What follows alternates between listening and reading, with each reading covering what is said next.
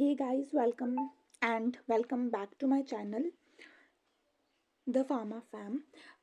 Today we are doing semester 2B Pharmacy, chapter number 1, Human Anatomy and Physiology, Nervous System. Nervous System के बारे में हमने 10th and 12th तक बहुत पढ़ा है एंड नर्वस सिस्टम से रिगार्डिंग जो फर्दर इंफॉर्मेशन है हमें इस चैप्टर में दी गई है and this is a very crucial chapter from pharmacy point of view. इस पे हमारे पास नर्वस सिस्टम के बारे में उसके रिगार्डिंग इंफॉर्मेशन है. पहले है nervous system uses electrical and chemical means to help all part of body to communicate with each other. जो नर्वस सिस्टम है वो इलेक्ट्रिकल और केमिकल मीन्स को यूज़ करता है जिससे कि जो नर्व इम्पल्स है वो बॉडी में एक जगह से दूसरी जगह जा सके. जो मैसेज है कि मतलब कोई भी इंफॉर्मेशन को एक पार्ट ऑफ बॉडी से दूसरे पार्ट ऑफ बॉडी में ट्रांसफ़र करना है तो वो काम नर्वस सिस्टम करता है. वी फील हॉट और कोल्ड, वो टच समथिंग हॉट, वो टच समथिंग कोल्ड, वो जो इम्पल्स है वो पूरे सिस्टम ऑफ बॉडी में जो है सर्कुलेट करती है via nervous system. Brain and spinal cord made up of central nervous system. जो ब्रेन और स्पाइनल कॉर्ड है वो इकट्ठे मिलके जो है हमारा सेंट्रल नर्वस सिस्टम बनाते हैं. Central nervous system is the central part of the body. जो बाकी जो रिमेनिंग पार्ट है that is peripheral nervous system. Nerves everywhere else in the body are the part of peripheral nervous system.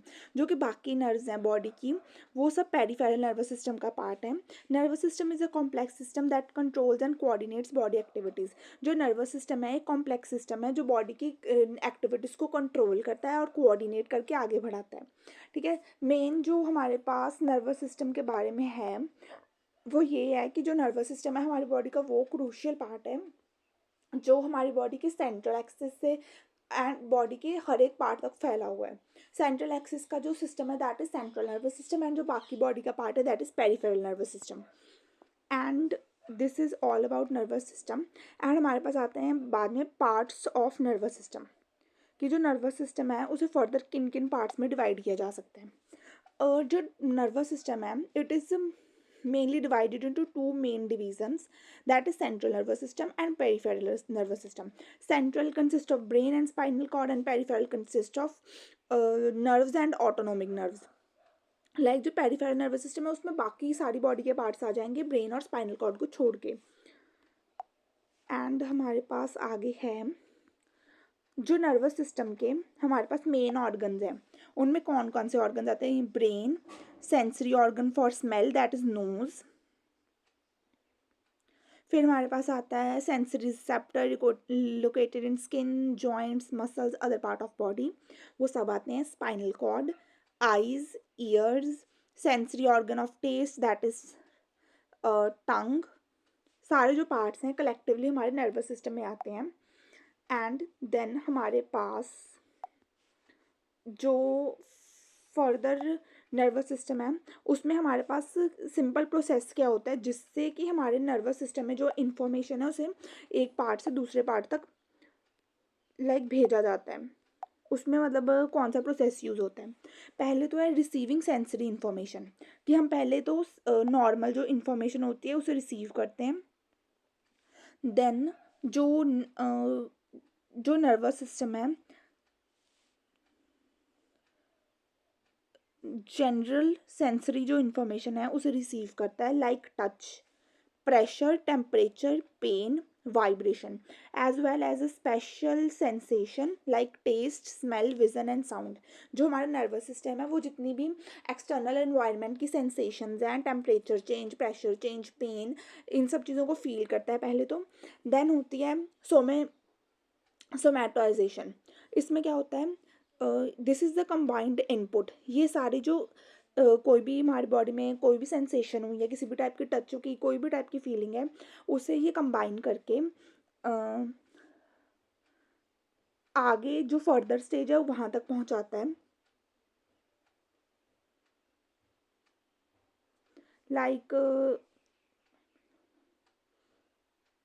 जैसे कि adult body होती है उसमें जो है जो फर्स्ट इंफॉर्मेशन गैदर होती है एंड देन फर्दर स्टेजेस पे जाती है दैट इज कॉल्ड सोमेटाइजेशन. ठीक है। इससे जो इन्फॉर्मेशन है वो एक कंबाइंड इनपुट के फॉर्म में हमारे ब्रेन तक जाती है। Then motor nerves, these nerves send the signal to the muscle and glands to help with movement and function. ये जो सिग्नल है वो मसल्स और बाकी ऑर्गन्स तक जाता है कि वो मूवमेंट कर सकें, लाइक अगर कहीं पे गर्म लग रहा है तो अपने हाथ को सडनली साइड कर सकें। That is the basic process of receiving and sending information to brain. And उसके आगे है that is what are the main basic parts of nervous system. उनमें आते हैं लाइक पेरिफेरल नर्वस सिस्टम और central nervous system. Central nervous system consist of brain and spinal cord. Peripheral nervous system like जो other part of body है brain और spinal cord को छोड़ के वो जो सेंट्रल नर्वस सिस्टम है उससे अदर पार्ट ऑफ बॉडी तक इंफॉर्मेशन को सर्कुलेट करते हैं।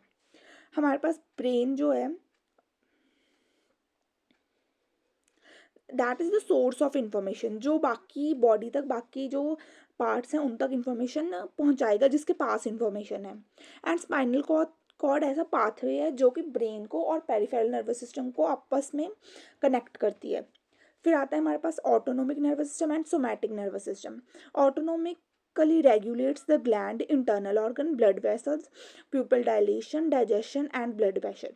ये ऑटोमेटिकली लाइक ऑटोनॉमिक से पता चलता है, ये ऑटोमेटिक वर्ड से डिराइव हुआ है कि automatically glands, internal organs, blood vessels, pupil dilation और डाइजेशन, इन सब जो एक्टिविटीज़ हैं उनमें हेल्प करती है। Somatic nervous system, it carry sensory information and controls movement of skeleton muscle. ये सेकेंडरी इंफॉर्मेशन को कैरी करता है जो कि बॉडी की जो स्केलेटल मसल है उसकी मूवमेंट को रेगुलेट करता है। That is somatic nervous system. Somatic nervous system में जितनी भी बॉडी की मूवमेंट है दे आर ऑल इंक्लूड, जो कि वॉलेंट्री फॉर्म में होती हैं। इनवॉलेंट्री ऑटोनोमिक नर्वस सिस्टम से होती हैं। आगे आता है सोमैटिक नर्वस सिस्टम में sensory system and motor system, parasympathetic और सिंपैथेटिक नर्वस सिस्टम। तो जो पैरासिम्पैथेटिक है it maintains body function under the ordinary control, saves energy. Parasympathetic है जो वो बॉडी के maintain function under the ordinary control, save energy, जो बॉडी को फंक्शन को नॉर्मल तरीके से मेंटेन रखता है और एनर्जी को सेव करने का काम करता है। पैरासिम्पैथेटिक नर्वस सिस्टम जो है body to reacts and expand energy at time of stress. Sympathetic nervous system है जैसे कोई फाइट और फ्लाइट सिचुएशन है तो उसमें सडन रिस्पॉन्स के लिए हेल्प करता है। एंड सेंसरी सिस्टम क्या है, it carry message to the CNS। And motor system क्या है, it carry the message from CNS to the muscles. जो मोटर सिस्टम है वो बॉडी से वो सेंट्रल नर्वस सिस्टम से जो मसल्स हैं उन तक इंफॉर्मेशन लेकर जाता है, और sensory system carry the message from sense to CNS, like जो बाकी बॉडी के ऑर्गन्स हैं उनसे सेंट्रल नर्वस सिस्टम तक मैसेज लेकर जाता है। And further we have central nervous system. Central nervous system में एज मैंशनड अर्लियर ब्रेन और ब्रेन के साथ स्पाइनल कॉर्ड वाला जितना भी पार्ट है वो आता है सेंट्रल नर्वस सिस्टम में। एंड यहाँ पे गैंग्लियॉन्स प्रेजेंट होते हैं, स्पाइनल कॉर्ड होती है, ब्रेन होता है। एंड जो बाकी बॉडी पार्ट्स हैं जैसे ये साइड वाला body part that is mentioned with red colour, ये साइड वाले जितने भी बॉडी पार्ट्स हैं they are all part of peripheral nervous system. And जो सेंटर ऑफ द बॉडी है, the main axis of body that is highlighted by green colour, that is central nervous system. It in also include brain, it also contain ganglion. Central nervous system में brain और spinal cord आता है।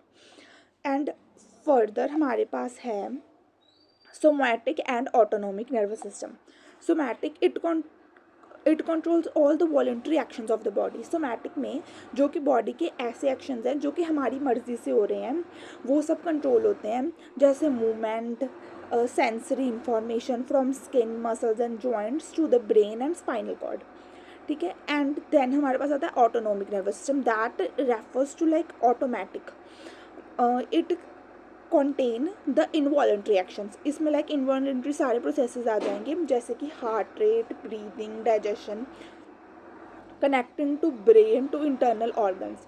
जो brain है उसे सारे internal organ से ये कनेक्ट करता है, एंड इसमें जो भी काम है इनवॉलेंट्री होते हैं, मतलब हमारी विल से नहीं हो रहा वो काम। जैसे ब्रीदिंग है, हम नॉर्मली बैठे हैं, खुद ही ब्रीदिंग हो रही है, that is autonomic nervous system. Autonomic nervous system is made up of parasympathetic nervous system and sympathetic nervous system. Parasympathetic और सिंपैथेटिक का होने का मीनिंग क्या है? इसमें होने का मीनिंग ये है कि इससे बॉडी में फ्लाइट और फाइट हार्मोन्स जनरेट भी हो सकते हैं और वो ख़त्म भी हो सकते हैं। लाइक दोनों टाइप का रिस्पॉन्स जो है ऑटोनॉमिक नर्वस सिस्टम से ही होता है। सोमैटिक नर्वस सिस्टम जो है सारे के सारे वॉलंटरी एक्शंस को कंट्रोल करता है, लाइक मसल्स, स्किन, आइज, जो हम अपनी मर्जी से यूज़ कर सकते हैं। एंड देन हमारे पास आता है parasympathetic and sympathetic nervous system. Parasympathetic and sympathetic nervous system में हमारे पास टू पार्ट्स हैं, दैट इज ऑटोनोमिक सिस्टम, मतलब ये टू पार्ट्स हैं ऑटोनोमिक सिस्टम के। They work together to keep body in balance, ये बॉडी को एक बैलेंस में रखते हैं। Sympathetic nervous system is fight और flight system, that is the system that activates the body system in the sense of danger or stress। अगर अचानक से कोई बॉडी में डेंजर है या बॉडी में कोई भी टाइप का स्ट्रेस है, तो जो पैरासिम्पैथेटिक सिंपैथेटिक नर्वस सिस्टम है बेसिकली वो जो है एक्टिवेट हो जाता है, एंड उससे प्यूपल का साइज इंक्रीज हो जाता है, बॉडी में जो जितने भी फंक्शंस हैं वो सब बहुत ज़्यादा हाई हो जाते हैं, लाइक ब्लड प्रेशर हाई हो जाता है। एंड पैरासिम्पैथेटिक नर्वस सिस्टम में वो वाली सिचुएशन आ जाती है कि जो बॉडी है वो नॉर्मल स्टेट में वापस आती है सिंपैथेटिक नर्वस सिस्टम के बाद। लाइक सिंपैथेटिक रिस्पॉन्स होता है बॉडी में फर्स्ट, फिर उसके बाद बॉडी जो नॉर्मल स्टेट में वापस आती है। Rest and digest system, relaxation of body system, decrease heart rate and increase gut mortality, constrict pupil size and ciliary muscles, जो आईज में प्यूपिल का साइज है वो भी नॉर्मल में वापस आ जाता है। एंड हमारे पास आगे है sympathetic and parasympathetic nervous system में क्या क्या होता है। पहले तो जो पैरासिम्पैथेटिक रिस्पॉन्स है वो होता है किसके बाद है? सिंपैथेटिक के बाद। फर्स्ट पार्ट है सिंपैथेटिक, फिर होता है पैरासिम्पैथेटिक। सिंपैथेटिक में क्या होता है, जो प्यूपिल्स हैं वो डायलेट हो जाते हैं, आई प्यूपिल्स, और जो इनहिबिट सलाइवेशन जो है स्टॉप हो जाती है, हार्ट रेट इंक्रीज हो जाता है, ब्लड प्रेशर इंक्रीज हो जाता है, एयरवेज रिलैक्स हो जाते हैं,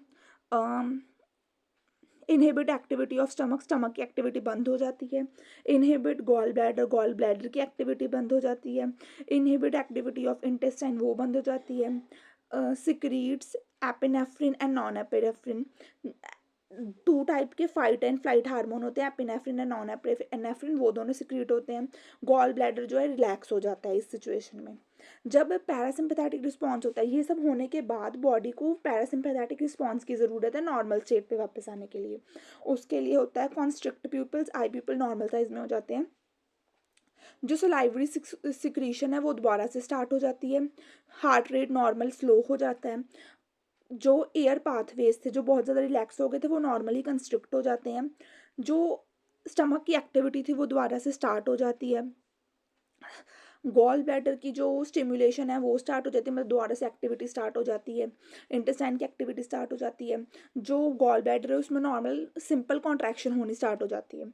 लाइक जो बॉडी है जो फाइट और फ्लाइट सिचुएशन में आ गई थी वो सिंपैथेटिक रिस्पॉन्स के बाद पैरासिम्पैथेटिक रिस्पॉन्स में वापस नॉर्मल स्टेट पे आ जाती है।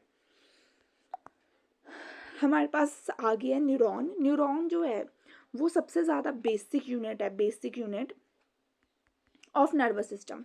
न्यूरॉन से ज़्यादा बेसिक कोई भी यूनिट नहीं है हमारी बॉडी में। जो न्यूरॉन होता है उसकी लेंथ 1 मीटर तक हो सकती है, और एनसीईआरटी में मेंशन है कि 90 सेंटीमीटर तक न्यूरॉन की लेंथ हो सकती है। तो जो न्यूरॉन की बेसिक लेंथ है वो काफ़ी ज़्यादा होती है ताकि वो पूरी बॉडी के सिस्टम में अच्छे से स्प्रेड हो सके। एंड हमारे पास आगे है न्यूरॉन के बारे में। Neuron also known as nerve cell, it is neuron is also called nerve cells and are the cells of the brain and nervous system. They transmit signal throughout the body. They're responsible for receiving the sensory outputs, sending motor commands and enabling us to think, feel and move. जो neurons हैं हमारी body में, जो motor commands हैं, जो like first commands हैं, उनको send करने में बहुत ज़्यादा हेल्पफुल होते हैं। जो न्यूरॉन है उसका स्ट्रक्चर कैसा होता है, उसमें सेल बॉडी, एक्सोन और डेंड्रिट्स होते हैं। Cell body